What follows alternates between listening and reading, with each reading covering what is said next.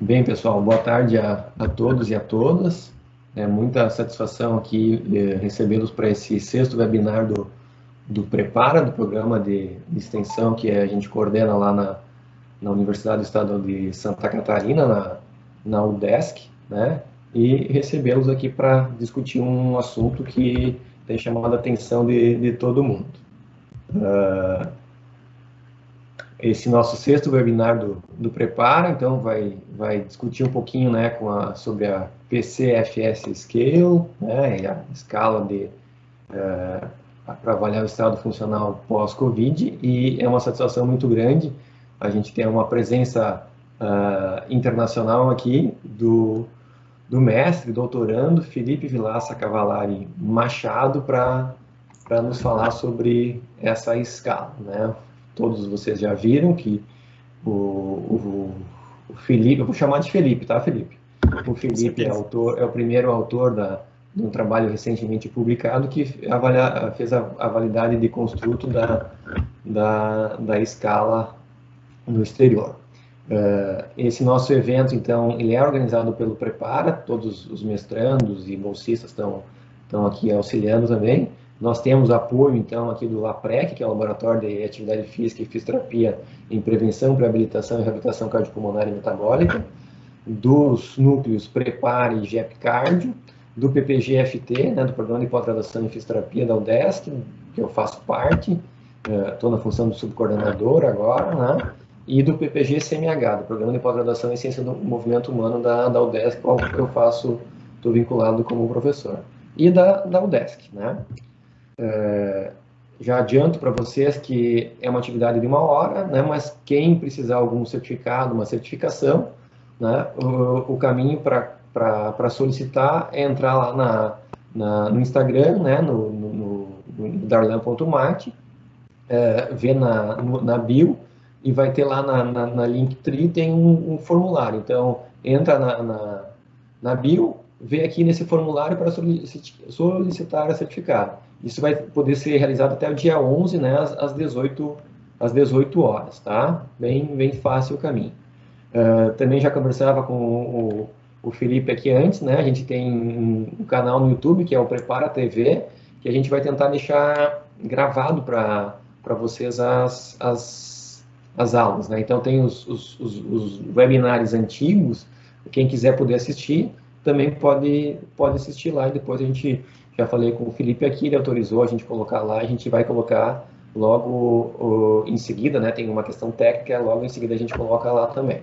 Tá? Então, quem puder, entra no canal, se inscreve, nossa meta é aumentar o número de inscritos para poder fazer os webinários lá no canal direto, para não precisar essa questão. Tá? Aqui está quem quiser também seguir o Felipe no Instagram, né? Quem quiser me seguir também, o objetivo é divulgação científica, né? E manter contato, né, nesse novo mundo que a gente está vivendo. Bem, vou apresentar para vocês o Felipe, né? Tá aqui na foto, mas daqui a pouco vocês veem ele ao vivo. O Felipe Vilaça Cavalari Machado, ele é graduado em fisioterapia pela UELB no ano de 2015. Ele possui especialização em fisiologia, teoria e prática também pela UEL, nos anos de 2016 e 2017. Ele fez mestrado em ciências da reabilitação no grupo da UEL Unopar, também, 2016 a 2018. Foi orientado pela professora Nídia Hernandes, né, Felipe? E hoje ele está fazendo doutorado na Universidade de Maastricht, né, no TRIM, School of Nutrition and Translational Research in Metabolism. E ele é pesquisador do CIRO, Center of Expertise for Chronic Organ Failure. Bem, aqui está o webinar. Eu combinei com o Felipe, que agora ele vai aparecer aqui, né? Estamos aí do lado, ele vai compartilhar. Então, Felipe, você tem o tempo que precisar, tá? A gente tem até as 18h30 como teto hoje. Você pode usar o tempo da melhor forma possível. A gente combinou que ele vai fazer a apresentação. Quem quiser pode colocar as perguntas já no chat, a gente vai organizando aqui elas ou né? Eu posso fazê-las, ou quem quiser no final abre o microfone também e a câmera e também pode falar. É uma atividade informal, tá, pessoal? Eu só fiz essa introdução assim para depois, porque vai ficar gravado, mas é para a gente conversar e para trocar informações. Então, Felipe, muito obrigado por ter aceito o convite. O Felipe está no inverno europeu lá, né? Está na Holanda, num friozão, eu acho. Então, acho que ele está dentro de casa, mas agora já é mais do que 9 horas da noite, já escureceu faz tempo, então ele está de lá agora para falar. Então, muito obrigado por tu ter aceito. Muito legal a tua disponibilidade e fico muito feliz de te receber. Espero que a gente possa ter uma discussão aqui bem produtiva em relação à escala que está sendo proposta, né, nessa situação, né, que está afetando o mundo inteiro, mas principalmente agora o Brasil, né, onde eu estou aqui em Santa Catarina, está muito grande os casos, UTIs estão todas lotadas, a quantidade de mortos já é muito grande, né, então, sem dúvida, a escala está chamando a atenção e provavelmente ela vai ser usada, né, é muito usada em todo o mundo, mas especialmente no Brasil. Então, Felipe, com a palavra. Obrigado, professor Darlan. Tá aparecendo a tela? Deu certo o compartilhamento? Eu estou vendo escala de estado funcional pós-Covid-19 e os logos da tua instituição. Se tiver travar alguma coisa, eu te aviso, tá? Mas geralmente não trava no Teams. Ok, então tá. Então, primeiramente, eu gostaria de agradecer pelo convite, professor. É um prazer para mim estar aqui e agradecer também a todos que estão presentes.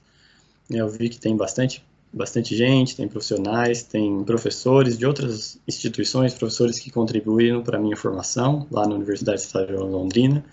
Então, para mim, é muito legal, muito importante para mim estar podendo ter essa oportunidade de falar um pouco com vocês sobre a escala de estado funcional pós-Covid. Então, como o professor Darlan já né, brevemente me introduziu, eu fiz o meu mestrado lá na Universidade Estadual de Londrina e meu mestrado foi com a professora Nídia Hernandes. Foi um tempo muito enriquecedor, um ambiente muito bom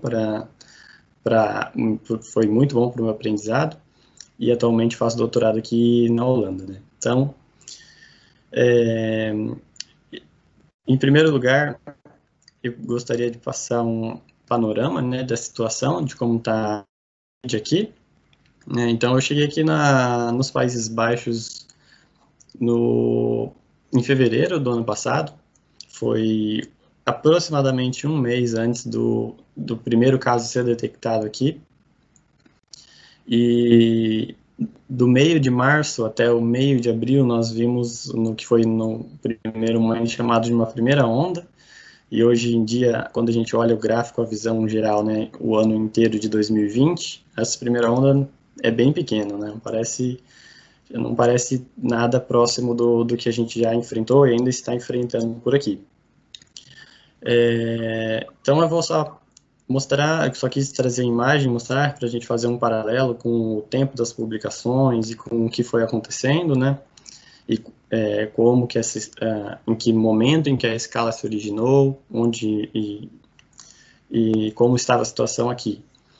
Então, depois de um tempo, no final de abril, houveram algumas medidas, né? O governo tomou as medidas necessárias e houve um tempo muito bom.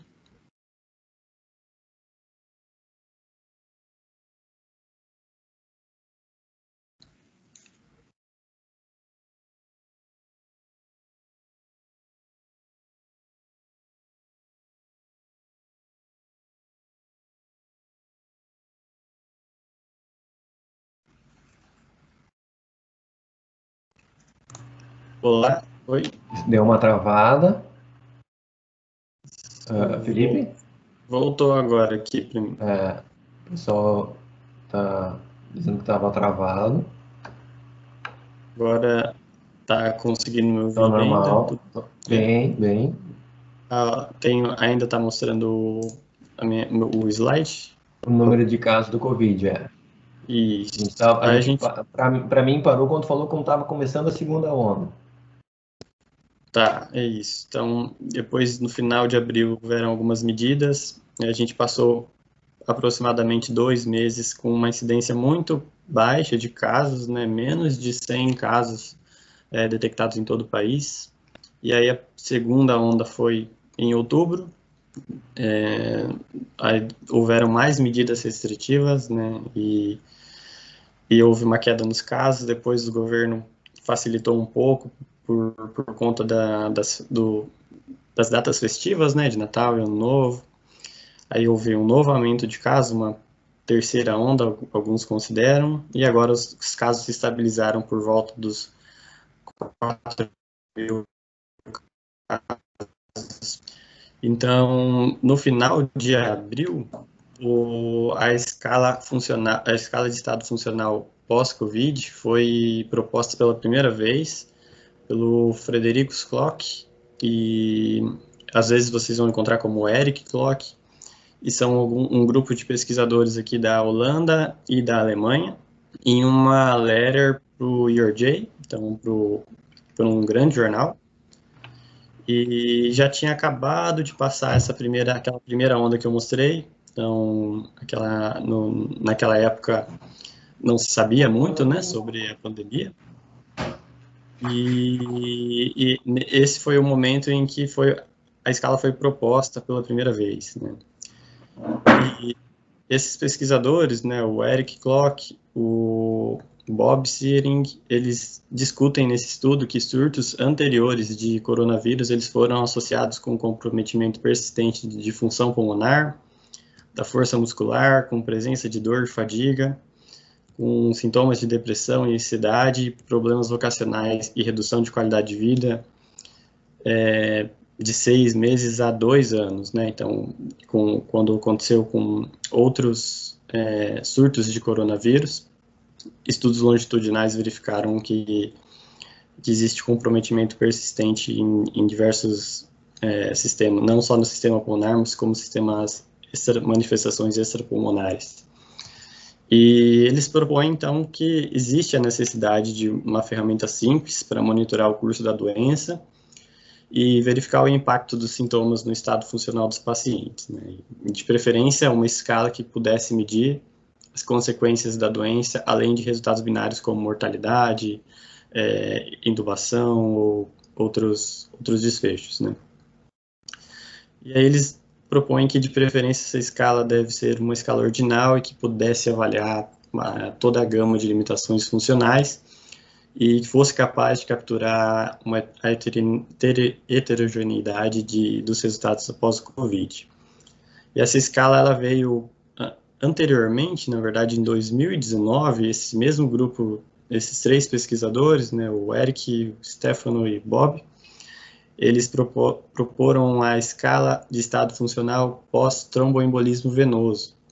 Então, em 2019, esse estudo de revisão foi publicado na revista Thrombosis and Research, e a escala foi primeiramente descrita dessa forma, como apresentado na tabela 1 do estudo, e ela tinha 7 graduações, ia de 0 a 6, né, então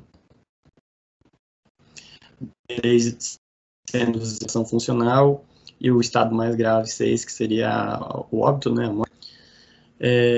Essa escala, ela foi posteriormente refinada, ela foi otimizada em uma segunda publicação de 2020, no mesmo jornal, em um outro estudo.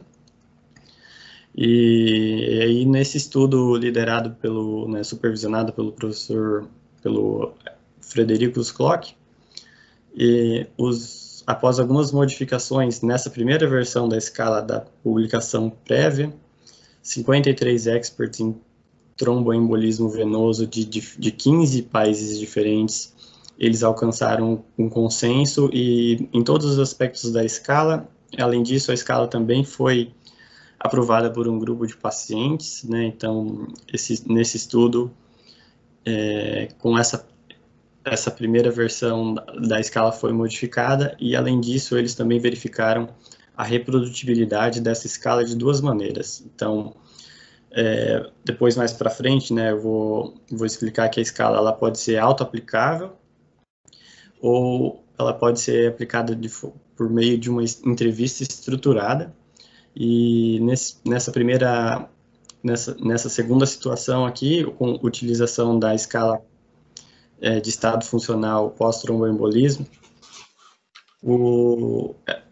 eles testaram, os pesquisadores, a reprodutibilidade quando o paciente ele relatava a escala, então ele utilizava a versão auto-aplicável, e um avaliador fazia a entrevista estruturada. E neste caso, 14 dos 16 pacientes, né, houve uma concordância em 14 dos 16 casos, né. Então, houve só dois pacientes onde a graduação dada pelo paciente foi diferente da graduação obtida pelo avaliador durante a entrevista. E, além disso, essa entrevista estruturada, ela foi gravada, né, e o áudio dela foi avaliado por 2 avaliadores independentes que não conheciam a nota, né, a graduação que tinha sido realizada pelo primeiro avaliador. E, neste caso, houve uma concordância absoluta, então, dos 16 casos, os avaliadores, eles graduaram de uma mesma forma, na mesma nota, todos os pacientes, né, através da gravação da entrevista. Então, foi a primeira investigação da reprodutibilidade dessa escala, que eu vou mostrar a seguir, mas o que eu posso resumir de que a alteração mais importante que foi feita foi a exclusão de uma das pontuações, de uma das graduações da escala, e então eles apresentam a escala na segunda figura do estudo, e essa, e ela já é bem similar à escala de estado funcional pós-Covid, que eu já vou mostrar também para vocês. Então, nesse caso aqui, eles apresentam um fluxograma, e essa é uma das formas auto-aplicáveis que o paciente pode utilizar para graduar a escala. Então, depois eu vou mostrar a versão da escala para pós-Covid, mas, basicamente, o indivíduo vai verificando cada nível, né, do fluxograma, e, ao responder sim ou não, ele cai em alguma das graduações. E, de uma forma opcional, ele também pode responder qual era o estado funcional dele antes do diagnóstico. Bom, mas aqui a gente já pode ver que é bem similar. Essa daqui já é a versão proposta no ERJ pelos pesquisadores para a escala de estado funcional pós-Covid. E aqui do lado esquerdo nós vemos o fluxograma, também a versão que pode ser realizada auto-aplicável, né, para os pacientes em inglês. E do lado direito a versão de uma forma de tabela de questionários, né. Então, qualquer uma dessas duas versões ela pode ser utilizada, e na correspondência ao ERJ, os pesquisadores ressaltam que ela pode ser utilizada em diferentes momentos, né, principalmente na alta hospitalar, após 4 a 8 semanas da alta hospitalar para monitorar a recuperação direta do paciente, e após 6 meses para avaliação de sequelas funcionais. Eles também deixam claro que a escala não tem o objetivo de substituir outros instrumentos, né, que também são relevantes para mensurar qualidade de vida, fadiga, dispneia, na fase aguda, mas para que ela seja utilizada como um desfecho adicional para avaliar as consequências do COVID no estado funcional. Ela, até o momento, não havia sido validada, e a utilização dela estava sujeita às condições e local de aplicação da escala, né? Então, as condições do local, principalmente.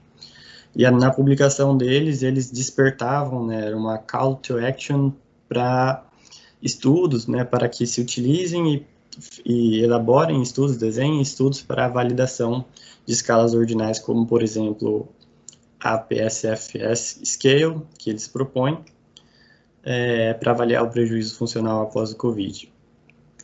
Então, a escala é disponível, é muito fácil de encontrar o manual para como aplicar a escala. O manual tem a versão manual para os pacientes, para as versões auto-aplicáveis e o manual para os profissionais de saúde e pesquisadores.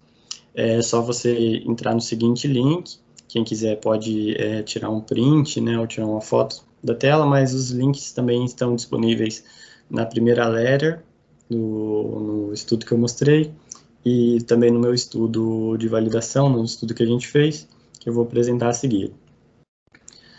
Então, nesse estudo de validação de construto, da escala de estado funcional pós-Covid, o meu orientador, né, eu esqueci até de passar essa informação, ele participou daquela primeira letter que foi enviada ao ERJ, e então ele já estava envolvido, né, e isso foi no final de abril que a escala foi proposta pela primeira vez.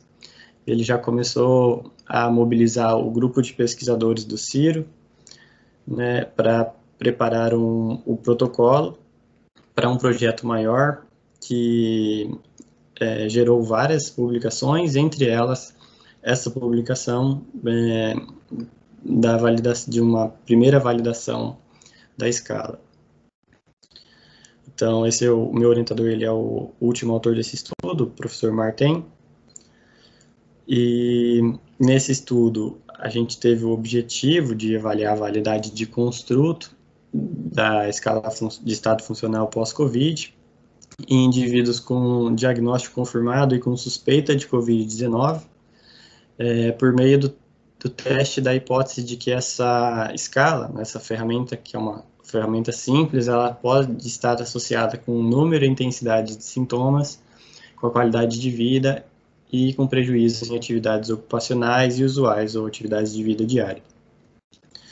Esse estudo foi um estudo, essa primeira parte transversal, que foi conduzido em toda a Holanda e no norte da Bélgica, em uma região chamada Flanders, acho que é assim que se pronuncia, não tenho certeza, mas é uma região da Bélgica em que se fala o Dutch, se fala o holandês. A Bélgica ela tem 3 línguas oficiais, o holandês, o francês e o alemão.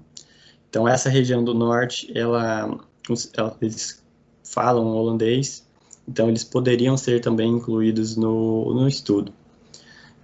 Então, como eu mostrei lá no começo, esse estudo foi conduzido entre os dias 4 e 11 de junho, então já era uma época em que a incidência de casos aqui na Holanda estava baixíssima, estava bem baixa, e até tinham outros protocolos e outros, a gente estava tentando recrutar pacientes no hospital e estava muito difícil, porque não tinham um número suficiente de casos, né, acontecendo. Então a gente fez esse estudo e a gente utilizou então grupos do Facebook, 2 grupos, um aqui da Holanda e um lá da Bélgica, que para indivíduos que tinham com Covid-19, né, pessoas com Covid-19 que tinham queixas persistentes. Na época, a soma de membros desses 2 grupos, se eu não me engano, estava por volta de 10.000 membros, e também incluímos indivíduos que estavam registrados num site da Lung Foundation da Holanda, dos Países Baixos, que é uma associação de pacientes que defende os interesses, né, de pacientes. Elas também realizam financiamento de pesquisas, e eles, nesse site eles forneciam informações, conselhos e compartilhavam experiências de indivíduos que tinham superado, né, a Covid-19. Então, os indivíduos que participavam desses grupos, eles receberam um link com um convite para responder alguns questionários, né? E aí, nesses questionários, os pacientes reportavam os dados antropométricos e sociodemográficos, um histórico médico com informações como quantos dias que eles estavam após o início dos sintomas, se ocorreu alguma hospitalização durante a infecção ou não, qual foi o tipo de diagnóstico que vai ser detalhado abaixo e o número de comorbidades. O tipo de diagnóstico, na época, nós agrupamos de 4 maneiras, né? Os indivíduos que foram hospitalizados e tiveram um diagnóstico confirmado, os indivíduos não hospitalizados que tiveram um diagnóstico confirmado com base no teste molecular, no RT-PCR, ou por tomografia do tórax, por indivíduos não hospitalizados com diagnóstico baseados por sintomas, então eram indivíduos que visitaram um pneumologista ou um clínico, e o médico estabeleceu o diagnóstico, porém eles não puderam ser testados. E o quarto grupo, que foram indivíduos que não buscaram o médico e também não tiveram um diagnóstico formal neste momento da presumida infecção. Então, naquela época, o acesso aos testes não era tão fácil e rápido, acho que quanto é hoje em dia, né? Hoje em dia a Holanda testa muito. Por semana são mais de 300 mil testes, se não me engano, e em torno de 8% dos testes estão vindo como positivos, né, por semana. Então, atualmente existe uma política muito forte em testar as pessoas e tentar isolar pessoas, né, o máximo possível. Naquela época não era tão acessível, né, os testes, não eram muito fáceis, então isso acaba sendo uma limitação do nosso estudo. E como desfechos, nós avaliamos o estado funcional através da proposta, recentemente proposta escala de estado funcional pós-Covid. A única coisa é que a última graduação, que ela é proposta para ensaios clínicos, ela não foi incluída, né, porque os pacientes utilizaram a versão auto-aplicável da escala. Além disso, os sintomas foram avaliados por um diário de sintomas de Utrecht, e neste diário são 15 sintomas que são avaliados, e tem mais um item para sintomas no geral. E os sintomas são graduados de 0 a 10, em uma escala de 0 a 10, sendo que 0 o indivíduo não apresenta aquele sintoma, e 10 ele apresenta aquele sintoma numa maior intensidade que ele já sentiu na vida, ou o mais possível, né? Uma intensidade muito intensa. Também foi verificada a qualidade de vida por meio do EQ 5D5L, né? Então 5D, 5 dimensões, né? Que são mobilidade, autocuidado, atividades usuais, dor, desconforto, ansiedade e depressão, e 5L são os levels, né, variando de 100 problemas a problemas extremos. Além disso, esse questionário ele tem mais duas variáveis, uma escala visual analógica, de 0 a 100, e um índex, que varia de menos 0,329 a 1. Essas duas últimas variáveis, quanto maior a pontuação, isso se reflete em uma melhor qualidade de vida relacionada à saúde. E também avaliamos o impacto em atividades laborais, né, então de trabalho e usuais, por meio desse questionário, que nos fornece 4 variáveis: o absenteísmo, que seria o número de faltas, né, ou a porcentagem de ausência no trabalho; o presenteísmo, que reflete estar de corpo presente no trabalho, então você apresentar o mesmo rendimento, né, que você apresentaria antes da doença. A terceira variável, o prejuízo no trabalho, que ela unifica essas duas variáveis prévias, e prejuízo nas atividades usuais.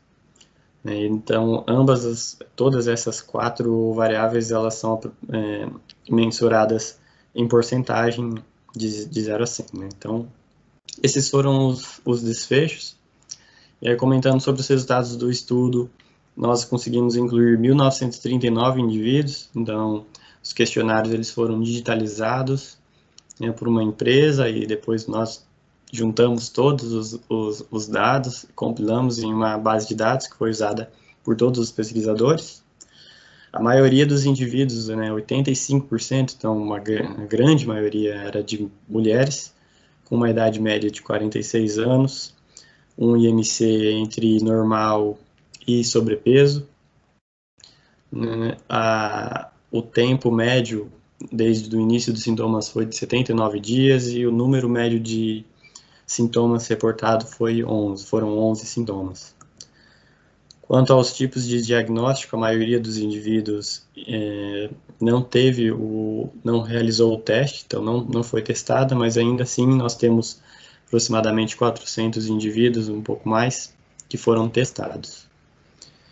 Quanto à distribuição da escala, a gente pode ver que a grande maioria dos indivíduos foi classificados como grau 3 e grau 2, que seriam limitações funcionais de leve a moderada.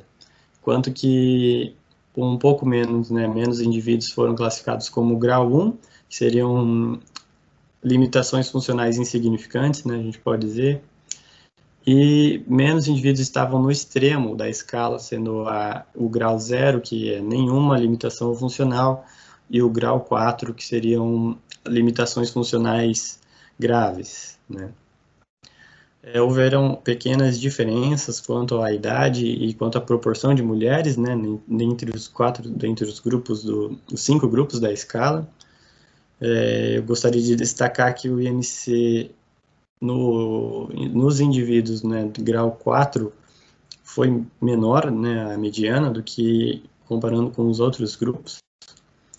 E não houveram diferenças no tempo, desde o tempo do início de sintomas entre os grupos, porém, quando a gente observa o número de sintomas reportados, a gente vê um aumento gradual do número de sintomas, da média de número de sintomas dos grupos. A gente só não observa a diferença entre o grau 1 e o grau 0, mas existem diferenças em todas as outras comparações para a par. E também temos diferença na proporção de indivíduos com tipos de diagnóstico de Covid diferente. O que eu gostaria de destacar é que houve uma maior proporção de indivíduos baseados em sintomas nos grupos mais graves da escala, do grupo no grau 3 e no grau 4.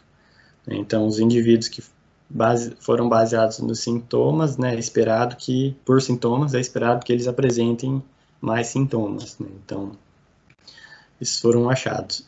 Continuando, a maioria dos indivíduos, desses 1.939 indivíduos, eles não tinham comorbidades, ou apenas uma comorbidade, e houve uma concentração, uma maior proporção de indivíduos com mais de 2 comorbidades, ou com multicomorbidades, no grau 4 da escala. Quanto aos estados civil, também os indivíduos que moravam sozinhos, eles tinham uma maior proporção desses indivíduos no grau 4 da escala, porém, quanto à proporção de fumantes e não fumantes, não houve nenhuma diferença entre os grupos. Quando a gente observa os sintomas, a gente vê um comportamento muito similar entre todos os sintomas, de aumento gradual da intensidade de sintomas, conforme o aumento da classificação do grau na escala de estado funcional pós-Covid. Isso é mais visível para alguns sintomas do que para outros. Desses primeiros 8 sintomas, eu gostaria de destacar aqui a depressão, aqui no canto inferior esquerdo, e a dispneia no canto inferior direito, onde a gente observa um aumento bem gradual nos valores de intensidade de dispneia e depressão. Temos mais 8 sintomas nesse próximo slide, e eu gostaria de destacar a fadiga no canto superior esquerdo, que foi um dos sintomas mais intensos. Então, em todos os grupos a gente observa os valores já mais elevados. Fraqueza muscular no canto superior direito, também um comportamento similar. E ali no canto inferior, à direita, no último item que fazia uma pergunta sobre os sintomas em geral. Então, houve esse aumento gradual da intensidade de sintomas, O que a gente não observou foi diferença entre o grau 1 e o grau 0 também, para nenhuma intensidade de sintomas. Quanto à qualidade de vida, ficou bem visível aquelas duas variáveis, né, na escala visual analógica e no índice, o maior prejuízo na qualidade de vida com um aumento na graduação da escala, também sem nenhuma diferença entre o grau 1 e o grau 0. E aqui a gente observa as associações dentro daqueles dos cinco domínios do questionário de qualidade de vida, e eu gostaria de destacar ali no meio à esquerda as atividades usuais, as atividades diárias, onde a gente observa um maior valor de R, então uma associação mais forte entre as duas escalas ordinais, né? Além disso, os resultados também são confirmados com a última escala, né, os últimos desfechos, demonstrando também um prejuízo nas atividades laborais, né, no absenteísmo, no presenteísmo, e por último, reforçando a mensagem anterior com um novo questionário, o prejuízo nas atividades usuais.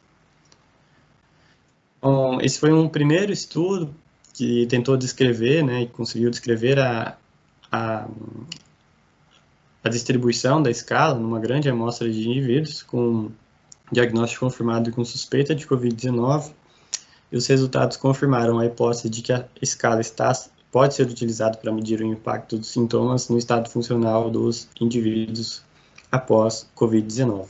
Isso principalmente para os graus 2, 3 e 4, né?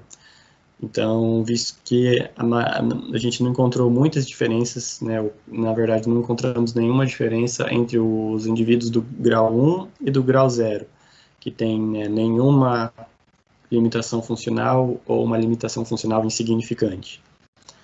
Então, a gente no estudo sugere que estudos futuros com inclusão de indivíduos menos sintomáticos, né, porque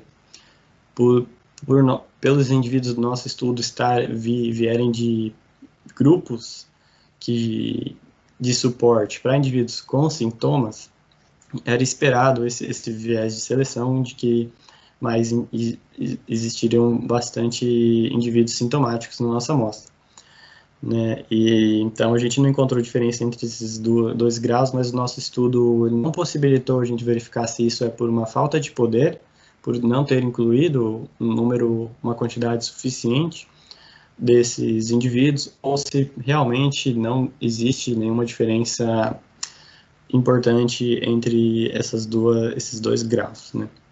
Além disso, nós também sugerimos estudos futuros que confirmem essas associações identificadas em amostras com uma maior proporção de homens, em estudos longitudinais para verificar também o curso da doença e a utilização de medidas objetivas, que a gente não pôde utilizar nenhuma medida objetiva, e até na época isso era bem arriscado, né, por conta do desconhecimento, não sabíamos ainda, até hoje, né, continua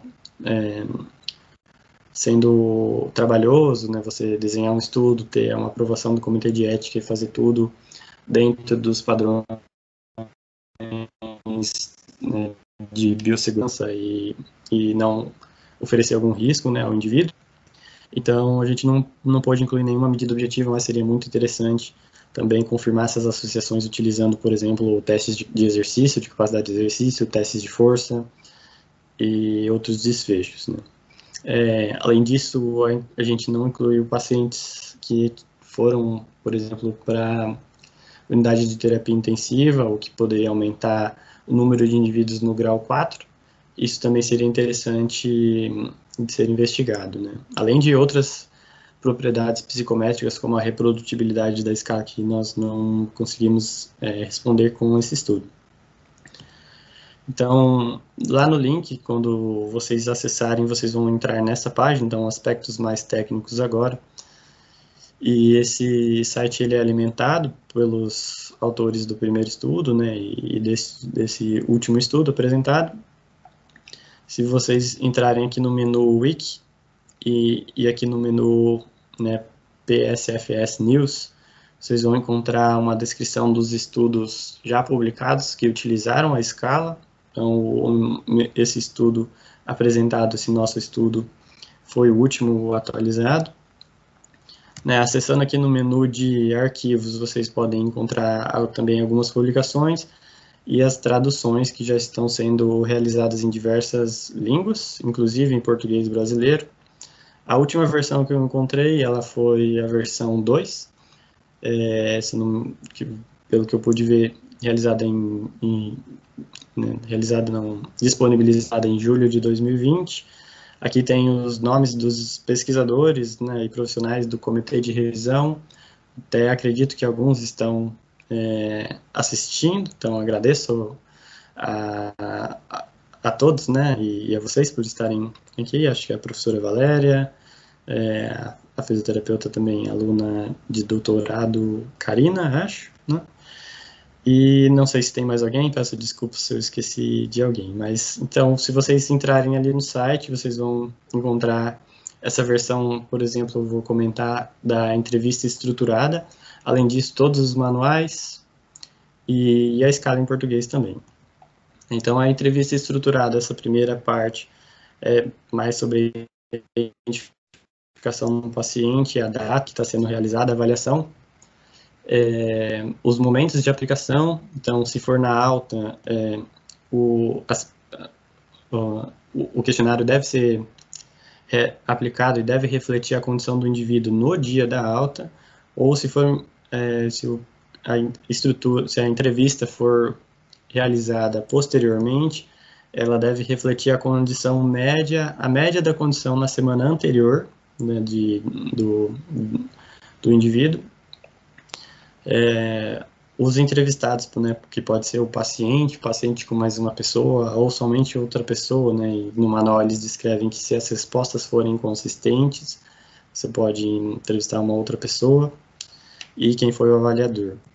Depois, em diferentes sessões da entrevista, né, a entrevista vai guiando o avaliador, em quais perguntas ele pode fazer, e quando a resposta for sim para essa pergunta, qual a graduação que o indivíduo recebe, né? Então, por exemplo, nessa primeira sessão, né, da sobrevivência, o paciente morreu após o diagnóstico de Covid, a pergunta se sim, ele já entra no grau M, né, de morte da escala. Na segunda sessão de cuidados constantes, você precisa de cuidados constantes, um exemplo de uma pergunta, e se a resposta for sim, aí o indivíduo é graduado com grau 4, com limitações funcionais severas. Então, na terceira sessão, sobre atividades básicas da vida diária, existem também outras perguntas, né, que também, se a resposta for sim, vão classificar o indivíduo como grau 4. Na quarta sessão de atividades instrumentais, aí você já consegue discriminar pela última pergunta, né, se é fundamental a assistência para realizar compras locais, a graduação 3 da escala, né, no caso, se a resposta for sim para essa pergunta, né. Vale estar descrito também no manual de que a gente eu vou reforçar que a escala você deve verificar a habilidade que o paciente tem de executar aquela atividade, e não se o paciente realmente executa, né? Então, no caso de algumas perguntas, às vezes o paciente pode falar que ele não faz aquilo, por exemplo, não faço compras, ou não realizo viagens locais com transporte público, ou não dirijo. Então, você tem que colocar o paciente na situação, né, na hipotética de se ele tivesse que fazer isso, se ele teria habilidade para fazer isso. A quinta sessão sobre participação em papéis sociais usuais já permite você discriminar os indivíduos no grau 2, com algumas perguntas.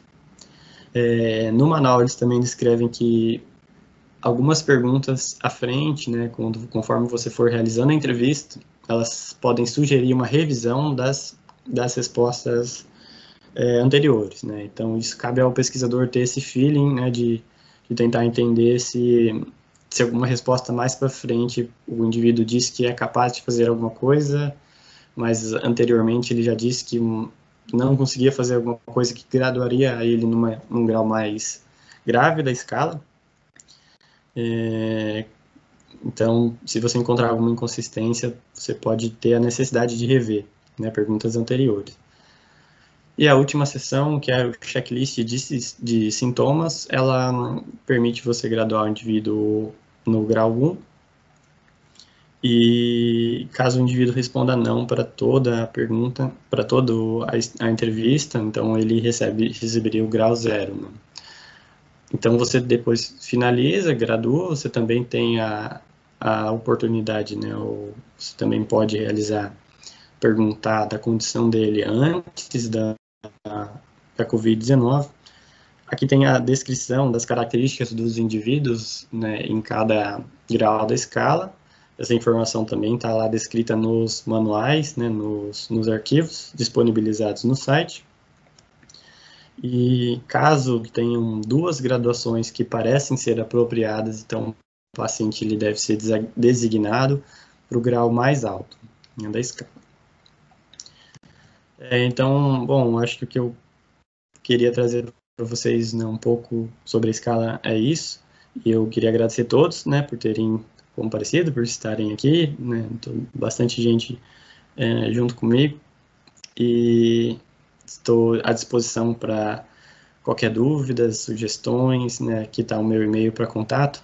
Também queria agradecer as instituições que me apoiam, e agradecer principalmente aos profissionais de saúde, acho que muitos aqui, né, que estão assistindo, e vários amigos meus de Londrina, do Paraná e de São Paulo, que hoje em dia estão na linha de frente, estão trabalhando incansavelmente e numa situação tão difícil que o país, né, que o mundo vem vivendo atualmente. Então, acho que era isso, professor. Obrigado você também, né, pela oportunidade de estar aqui conversando, tendo essa conversa, esse bate-papo com vocês. Excelente. Acho que... Opa, deu uma microfonia. Show. Agora... Não sei. Tá sentindo a minha microfonia? Não, aqui está tranquilo. Tá, ótimo. Bem, queria primeiro agradecer, né, Felipe? Muito boa a tua apresentação, muito clara, Eu acho... Ô, professor, ele tem que fechar o microfone dele para tu falar direito. Eu acho que tá dando no teu, Felipe. Talvez tá passando na tua apresentação. Vê aí. Agora foi. Tá, agora acho que melhorou, né? Agradecer, então, a tua disponibilidade, excelente apresentação, muito clara, né? Acho que você conseguiu colocar o histórico e até o final dos desafios agora que tem para as futuros trabalhos, né? Eu não quero perder muito tempo para a gente poder aproveitar o Felipe aqui, né? Então, pessoal, estou vendo aqui, a gente teve até 101 pessoas simultâneas, Felipe. Eu falei que a gente ia ter umas 30, mas superou o nosso cálculo, né? Então, assim, já tem a mão levantada aqui, eu só preciso ver quem é que está com a mão levantada. Agora estou com uma dificuldade aqui, mas quem vai fazer a primeira pergunta?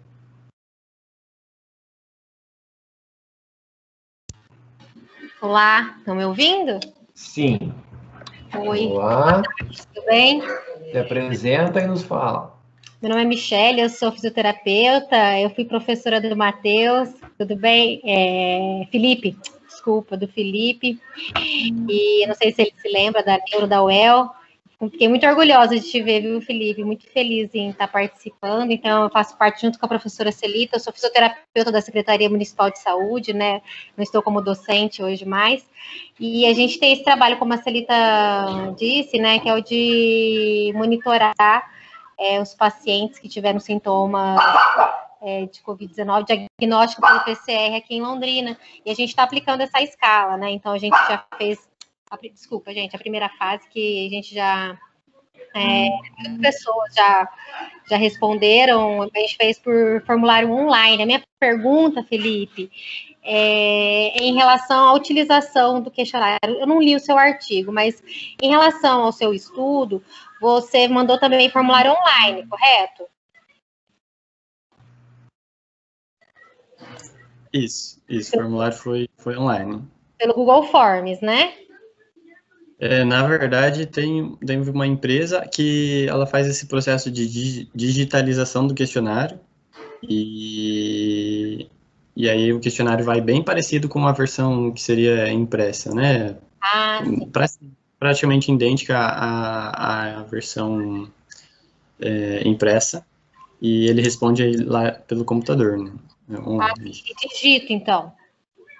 Ele só seleciona, no caso apareciam as opções, né? E ele só ia selecionando. Porque daí seria. Porque o que a gente fez, né? Queria até trocar com você essa informação. A gente, na verdade, a gente adaptou ele para um formulário do Google Forms. E aí, porque a gente está aplicando esse questionário, e a minha dúvida é em relação à classificação. Como a gente já fez, né?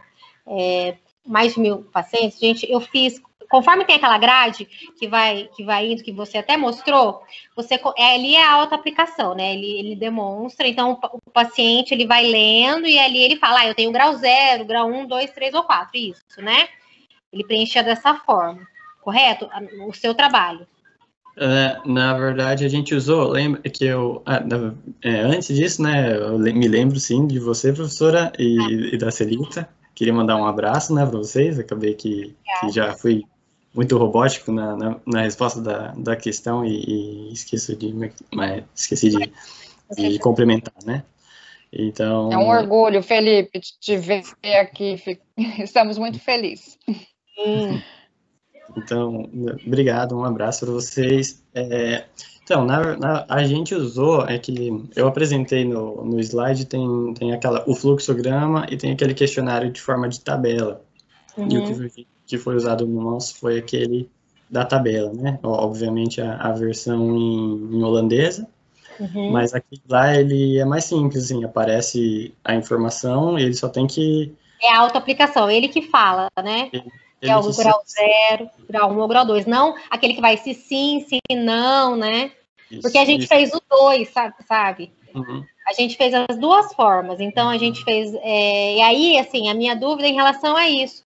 Como a gente fez as duas formas, na primeira análise que a gente está fazendo agora, a gente está fazendo daquele que vai... se você respondeu sim, não... sabe? E aí aí a gente acha a resposta. Mas eu também fiz da forma auto-aplicado. Você acha que das duas maneiras são corretas? Sim, eu acho que de acordo com o manual, se eu não me engano, você pode usar as duas, tanto o fluxograma quanto a tabela. Como vocês aplicaram no mesmo indivíduo, né? Pelo que eu me lembro do manual, vocês devem optar, se houver alguma diferença, pela graduação mais alta da... tá.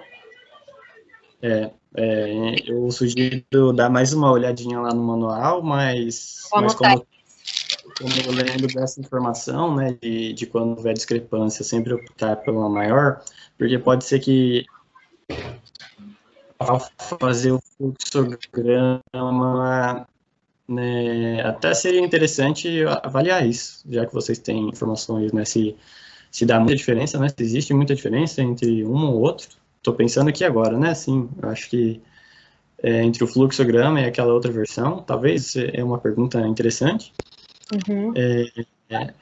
mas na questão prática, eu acredito que a instrução é adotar a maior classificação. Maior classificação, né? Felipe, deixa eu só comentar uma coisa. Nós estamos aplicando em pacientes que tiveram diagnóstico pela Secretaria Municipal de Saúde.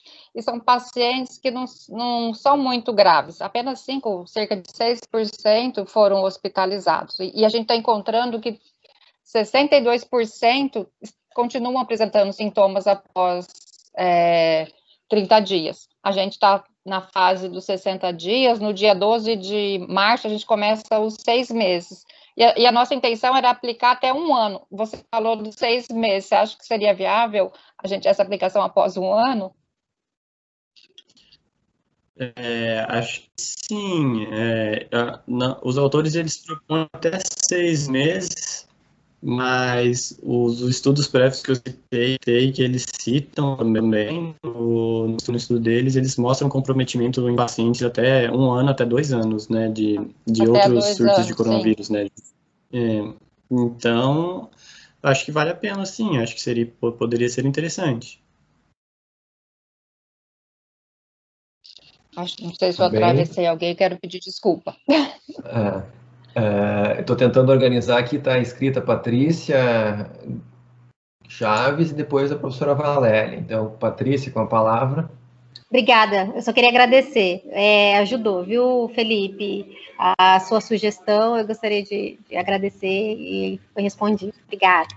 Muito obrigado pela participação. Imagina. Boa noite. Boa noite. Tudo bem, doutor Darlan? Tudo bem, Felipe?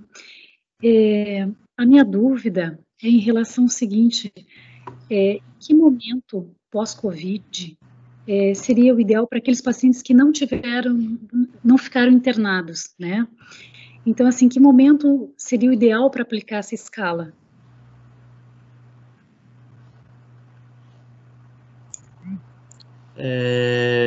Eu acho que não existe nenhuma recomendação, pelo que eu tenho, as informações que eu me lembro, né, pelo que eu li, sobre alguma indicação de tempo ideal para o indivíduo que... A pergunta foi para indivíduos não hospitalizados, né? Isso? Exato.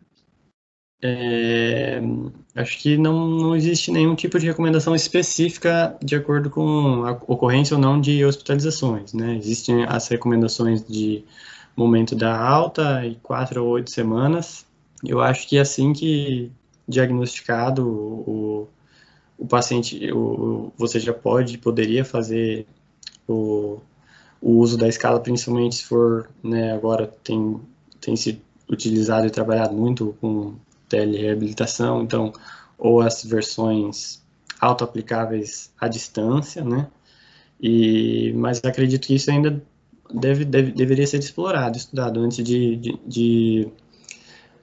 da gente ter alguma afirmação assim mais né, determinante sobre os tempos, né?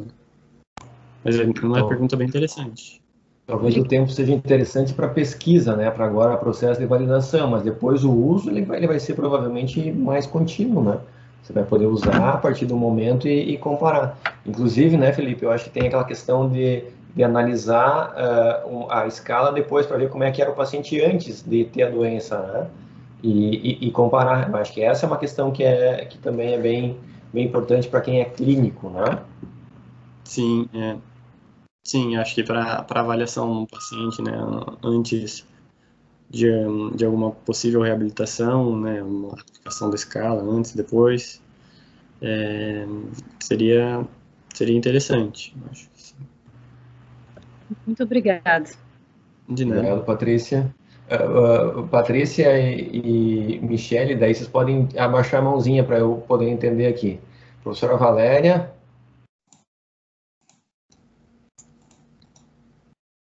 Boa noite a todos. Estão me ouvindo bem? Estamos ouvindo muito bem e feliz em revê-la. Prazer em revê-los, né? Parabéns ao Felipe pela apresentação e pelo trabalho. Isso vai nos ajudar bastante, porque até então não tinha nenhum estudo de validação desta ferramenta pelo grupo de pesquisadores, né?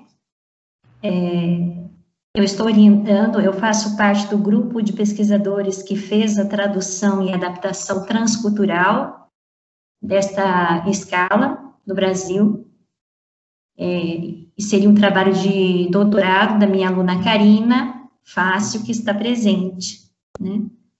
Eu queria fazer uma colocação e uma pergunta para o Felipe, né? Está bem definido no manual da escala, e o tempo para aplicação seria de 48 a 120 horas após a alta, né? Mas dentro do que o Darlan falou, realmente, se for uma pesquisa, a minha reflexão é sempre a gente tomar cuidado com a linha de base. A linha de base para comparação entre os indivíduos. Então, essa é uma recomendação, se for um estudo científico, Agora, se for a aplicação clínica da escala, o tempo não interfere tanto, a linha de base do paciente você pode até ter conhecimento de quanto tempo faz que, se ele foi hospitalizado, ou do evento, quando os sintomas começaram, né? Mas nós estamos trabalhando com a escala na forma de entrevista estruturada, né? E nós estamos fazendo a validação no Brasil, esse é o trabalho da minha aluna.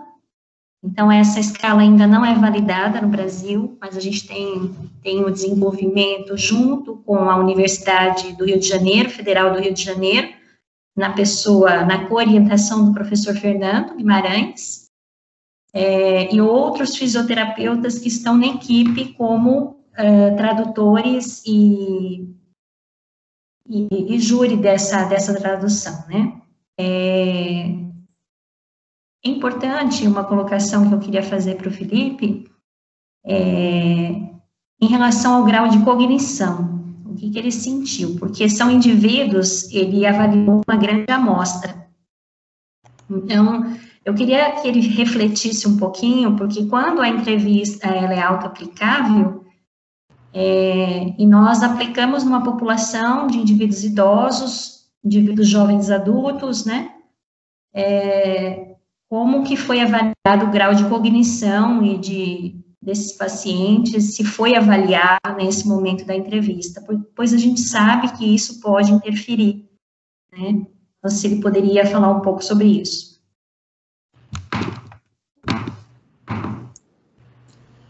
Obrigado pelas colocações, pela pergunta, professora. Muito interessante, é uma ótima pergunta. A gente, como a escala foi, né, uma versão auto-aplicável disponibilizada online, né, nós não tivemos nenhum tipo de avaliação mais aprofundada ou mais detalhada do nível cognitivo dos indivíduos, né? Todos os indivíduos, eles tinham acesso, né, à internet e a redes sociais. Então, a gente espera, assim, que sejam indivíduos que são, né, aqui é bastante comum, indivíduos mais idosos e menos idosos que têm uma alfabetização, inclusive, digital, né, uma familiarização com celular, com esse tipo de equipamento.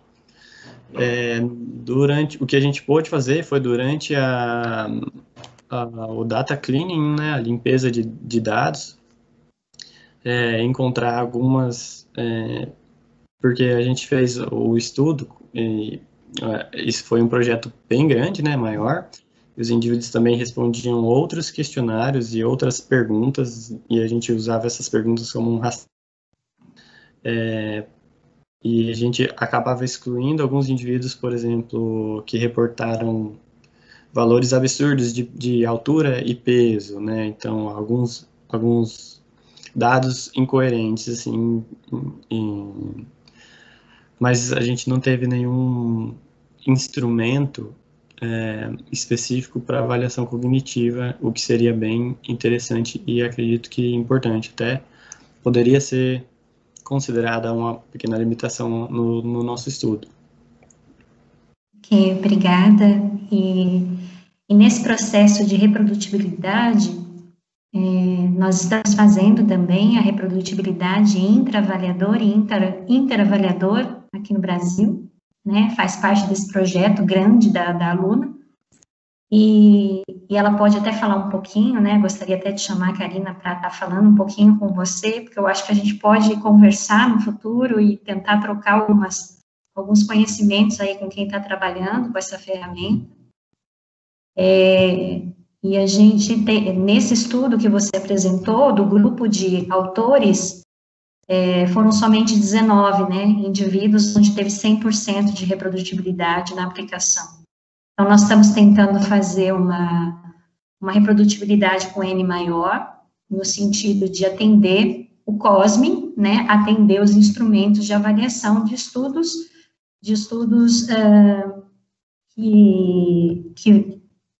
que assim, avaliam a qualidade do estudo, né, se realmente ele é uma um N pelo menos de 50 a 100 indivíduos para que nós possamos testar a reprodutibilidade da ferramenta, né? Inter e intraavaliador, além da validade, né? Essa ferramenta que você utilizou, só mais uma pergunta, ela é uma ferramenta que não é traduzida aqui no Brasil, não é traduzida e utilizada no Brasil, né? Essa ferramenta da validação, correto? Ela é uma ferramenta holandesa. O questionário. Isso, a versão da escala foi uma versão em holandês, né? Então, em holandês. Acho muito importante, né, os trabalhos para validação e para adaptação cultural da escala, né, para a língua portuguesa. Muito interessante. Acho que isso foi feito no Chile, né? No Chile já tem, acho que, um estudo publicado, com uma tradução e com uma adaptação cultural. Eu sei que tem um grupo da Turquia também, que eu vi no Clinical Trials, investigando reprodutibilidade e validade. E acho muito legal o que você citou de utilizar, de se basear no Cosmin, né, que é uma ferramenta que guia ali estudos de a qualidade psicométricos. Acho muito importante, muito interessante. Então, acho que você e a aluna Karina têm um grande trabalho pela frente, né? E fico ansioso, né, por ver os resultados. Espero que dê tudo certo. Bem interessante. Sim. Se a Karina, não sei se ela levantou a mão para falar. A gente tem o Anderson e a Karina. Eu vou pedir para o Anderson liberar para a Karina falar primeiro, depois eu passo para o Anderson. Pode ser, Anderson? Obrigada. Pode ser. Anderson. Karina, por favor.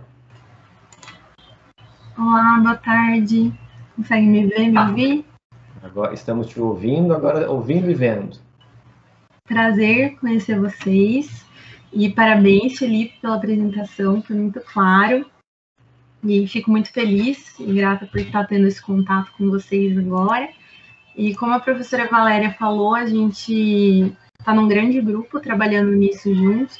Talvez na apresentação só não tenha ficado claro por falha nossa, que a versão que está disponível não é a versão 2. Ela é a primeira versão que a gente fez, na verdade, porque tiveram, nesse processo, né, a gente seguiu o guideline do Vitor, para fazer a tradução e adaptação transcultural. Então, tiveram 4 traduções cruas distintas, que depois viraram uma tradução compilada, que depois passaram por comitê para virar a versão síntese, que foi essa versão que foi disponibilizada o mais rápido que nós pudemos, né? Para que as pessoas pudessem aplicar de forma clínica. A adaptação transcultural nós finalizamos agora em fevereiro, então essa versão adaptada transculturalmente ainda não foi disponível, mas a gente vai enviar também o quanto antes, e a validação nós já estamos começando também, e que nem a professora perguntou, né, sobre a ferramenta que vocês utilizaram, a ferramenta que nós escolhemos acabou sendo o Rudas, por ter sido uma ferramenta que a gente imaginou que outros países pudessem ter acesso também, que trabalha também com todos os aspectos de funcionalidade. E eu queria saber se o Rudas chega a ser usual também aí na Holanda, na Bélgica, e o que vocês acham assim dessa nossa escolha. E como a professora Valéria falou, a gente também escolheu uma linha de base, né, para avaliar esses pacientes. Nós só não escolhemos o momento exato da alta por esse paciente não ter vivenciado experiências funcionais logo nesse dia da alta. Então, experiências como ter que fazer compra e tudo. Então, assim, se isso não seria uma limitação para a gente nesse sentido, se não valeria a pena esperar um pouco a alta para ele ver o que ele consegue ou não fazer, ou se eu posso perguntar em relação ao que ele acha que ele conseguiria ou não fazer nesse momento da alta. Acho que é isso. Felipe, antes de passar a palavra para você, Karina, acho que todo mundo vai perguntar, e aí, a versão crua e a versão que passou pelo comitê tem muita diferença? Em relação à versão adaptada, né? Tem uma certa diferença, porque o que a gente procurou fazer foi aplicar a escala em pacientes que tiveram COVID de diferentes profissões, idades, escolaridade, principalmente, para que a gente pudesse abranger o máximo, assim, do que se caracterizaria a população brasileira mesmo, né? Então, e na parte de entrevista, já que é o profissional que está questionando, a gente fez essa validade passando a entrevista estruturada para profissionais médicos, enfermeiros, fisioterapeutas, para todos opinarem em relação àquilo. Então, a gente usou uma escala de Likert para isso. E muitos contestaram alguns termos. Então, assim, a versão adaptada está consideravelmente mais clara, eu diria, assim. Porque a gente conseguiu resumir melhor e adaptar melhor um pouco para a realidade do que vai ser perguntado para os pacientes, e como vai ser perguntado. E na auto-aplicável não teve tanta diferença, mas teve algumas coisas pontuais que deixam mais claro para pacientes de diferentes escolaridades. E a recomendação para quem já está aplicando, em cima da que está disponibilizado no site? Eu acredito que possam continuar aplicando, mas talvez pensar em utilizar a próxima versão, assim que a gente disponibilizar, se for usar de uma forma científica mesmo. Mas clinicamente usar isso e talvez, se for no momento de publicação, ressaltar que ainda não era a versão adaptada. Certo. Felipe? É isso, obrigado, Karina, também, parabéns, né, pelos estudos que já foram realizados e que estão por vir. Eu lembro que você me perguntou sobre uma ferramenta, eu acredito que não conheço essa ferramenta, como que era o nome? É o RUDAS 2.0. Eu também não conheço. Uma ferramenta da Organização Mundial de Saúde. Tá, eu sei que eles usam o índice de Barnard, engano, assim que se pronuncia, e fora as outras ferramentas já de avaliação para doenças pulmonares, como o St. George Respiratory Questionnaire, a escala modificada MRC, mas, então, quanto a essa pergunta, infelizmente, eu peço desculpas, eu não vou conseguir ajudar muito. A segunda comentário foi bem interessante, né, a respeito de, após a alta, aguardar um pouco mais para o indivíduo experimentar, né, experienciar as atividades, né. Eu acredito que é um bom questionamento, um bom comentário, algo para verificar, apesar do manual e da escala de escrever, que o indivíduo, né, que a gente deve focar em tentar considerar se o indivíduo tem a habilidade para fazer, no momento da alta, realmente ele não vai ter sido exposto a várias, né, a maioria das atividades que estão descritas lá nas perguntas da entrevista estruturada.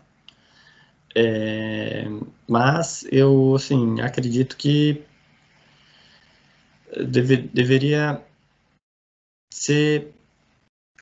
É difícil, a gente só poderia realmente saber se tem diferença se isso fosse testado, mas eu acho que você tem um rational, né, uma justificativa bem interessante para testando, descrevendo um objetivo para isso. Mas, assim, a minha hipótese seria de que realmente esperar um tempo poderia ser bom para o paciente vivenciar as situações e ter uma resposta mais válida, né, mais perto da condição dele atual, né.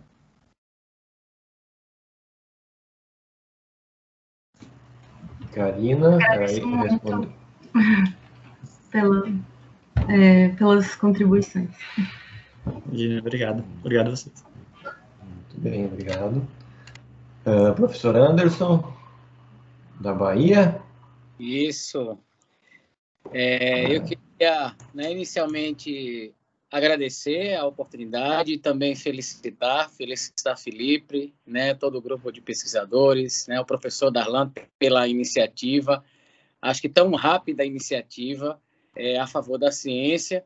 Eu penso que muito do que eu, né, fiquei instigado, e o nosso grupo também, quando tivemos acesso da publicação, a professora e Karina também foram colocando aqui agora, porque nós temos um interesse em particular, que também é com uma população em particular. Nós trabalhamos com a população masculina, e aí, Felipe, eu queria conhecer de vocês se vocês identificaram especificidades entre, né, a relação de sexo e gênero no estudo, na avaliação interna de vocês, dado que, né, a maior parte da população foi a masculina. No nosso caso, o interesse, né, pontual agora é utilizar a escala para fins de pesquisa, mas a gente também já levantou as especificidades, né, da exclusão em razão do letramento em saúde, né, digital, de públicos que talvez não tenham acesso a esse recurso, porque por limitação também da pandemia e né, da dificuldade de acesso ao serviço, nós estamos pensando em fazer auto-aplicado, né, online, inclusive de Karina, a professora que está responsável pelo grupo, né, quando nós poderemos utilizar, se elas, né, eu vi agora uma recomendação há pouco, né, para que possa ser aguardado o processo de adaptação, né, validação final, mas queria ter, né, pelo menos de você, um pouco mais de informação e agradecer e parabenizar pela execução do estudo. Eu desliguei aqui, estava dando uma cortada. Felipe? Obrigado, Anderson, pela pergunta. Eu fiz uma análise bem simples para verificar as diferenças, né, entre homens e mulheres no nosso estudo. Ela está descrita no suplemento online do estudo, e houve sim alguma diferença. Eu vou até deixa eu dar uma checada aqui, que eu não estou lembrando de cabeça, porque teve algum grupo, algum gênero que apresentou uma maior probabilidade de estar em graus mais altos da escala, mas, como eu comentei, né, a gente teve uma inclusão bem menor de indivíduos do sexo masculino, então a gente espera que isso seja investigado melhor futuramente.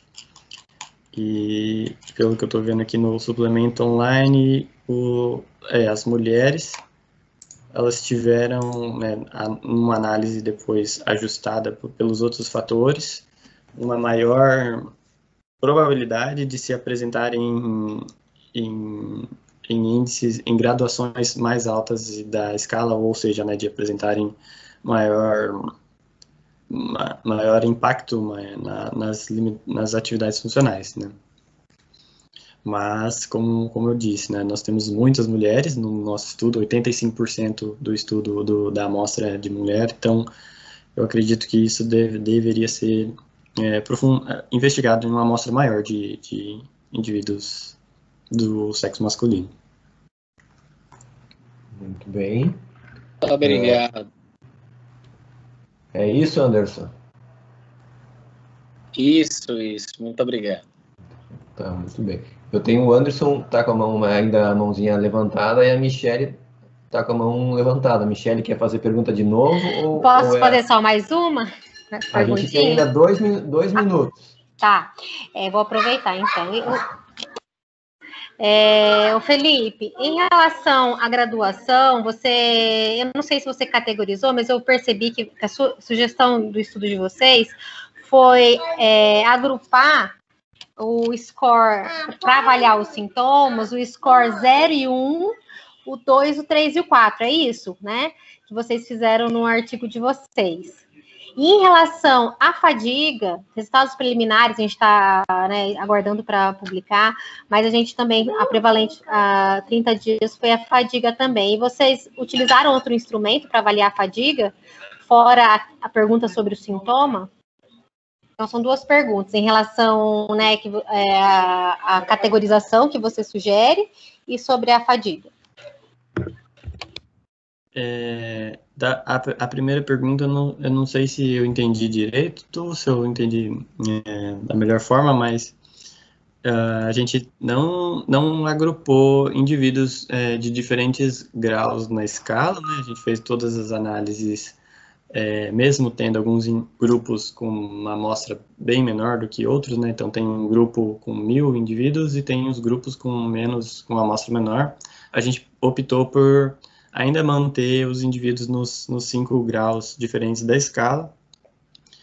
E a segunda questão foi sobre a fadiga. Sobre a fadiga, é isso. A gente foi avaliado através do questionário CIS para fadiga. E eu acredito, tem um colega meu, um pesquisador que está trabalhando uma publicação sobre fadiga também. E aí tem esse questionário, e ele está discriminando, se eu não me engano, entre fadiga mental e fadiga física. Ah, sim, é o MFIS. Isso, eu preciso... Não, a gente utilizou o FSS. Uhum. Então... acho que a gente não usou esse instrumento. Ah, não, tá, mas agradeço. Obrigada. De nada. Muito obrigado, professora Michele. Eu vou dar uma olhada no chat aqui se tem mais. A professora Isabela está falando sobre essa questão das mulheres vai ao encontro do achado do estudo publicado do De Corte recentemente, que ela coloca o estudo ali, consequências de 6 meses da Covid em pacientes com alta do hospital, né, um estudo de corte. Então, acho que mais ou menos, se o Anderson quiser procurar também um pouquinho mais sobre o assunto em relação ao gênero, fica bem interessante. Eu acho que não tem mais pessoas inscritas. Vou aproveitar que a professora Isabel está falando que é o maior estudo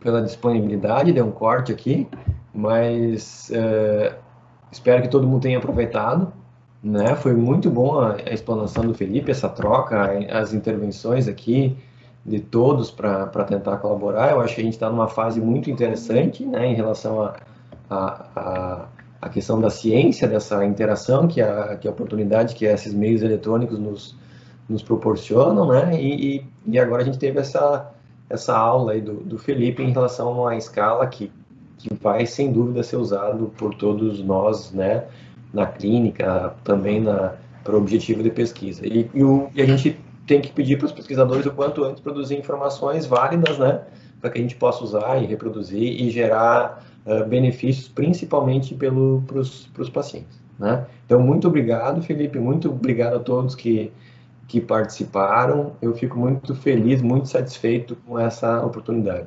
Então, sigam o Felipe lá no Instagram, né? Se quiser seguir eu também, curtam a página do Prepara lá, ajudem no YouTube para a gente fazer ela virar online. Muito obrigado para todos. Eu passo a palavra para o Felipe para uma despedida.